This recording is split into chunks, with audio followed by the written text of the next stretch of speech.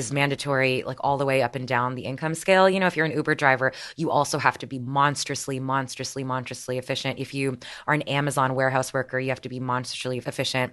If you're a creative class white collar worker, you have to be monstrously efficient.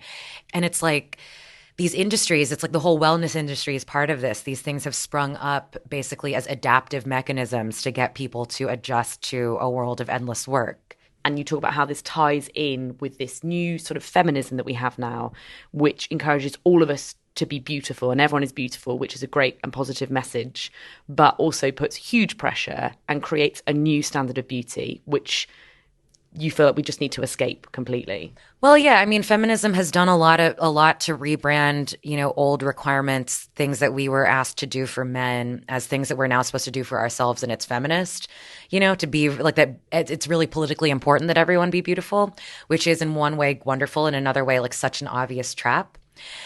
I mostly think it's so obvious that the realm of like, this is another thing that I write about in the book, but the realm of what's possible is basically unlimited in terms of physical improvement. And, you know, in the States, we don't have universal health care or paid family leave or any, you know, our reproductive rights are being like eroded by the second. And at the same time, you know, if I wanted to make myself into a beautiful cyborg, I could, you know, I could do anything to my body and face, and I can do almost nothing to my political life. And it's, yeah, I think it's very, very telling.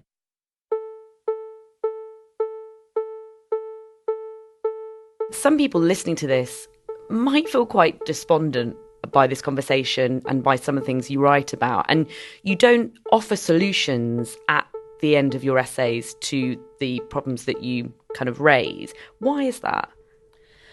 I think that, well, it's interesting. Generationally, there's been a big difference in how people have reacted. Like, people older than me think my book is very fatalistic, and people younger than me tell me it gives them hope.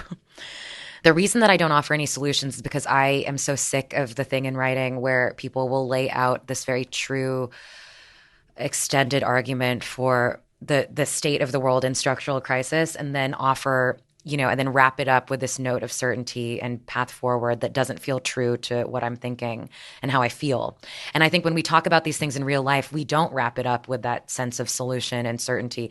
We are sitting with each other at the bar and thinking, yeah, what are we going to do? And that to me seems a lot more important, like with the solutions forward. I mean, the real reason I'm not offering solutions is that everyone's going to do whatever they want to do anyway. Like, I can't tell anyone what to do. At best, I'm trying to establish a common language, you know, for myself. And I think it's, you know, the solution to all of these things, it's just all on a policy level. It's not like, I think so much is set up to make the individual seem so important, individual action seem so important, and it matters what we do. But there are solutions to all these things, but they are nothing that I can do myself. And they're nothing, and they're so obvious that I didn't want to ruin the book by saying these really obvious things like we need universal health care in the States. Like, it's so obvious. Do you ultimately feel hopeful for the future for young women? Yes, I definitely do. That is one thing that I mean, there are a lot of things that I feel objectively hopeful about. And I mean, the fact that like more freedoms, at least culturally, have been available to women with every passing year, I absolutely feel hopeful on that front. Gia, thank you very much for speaking to me. Thank you.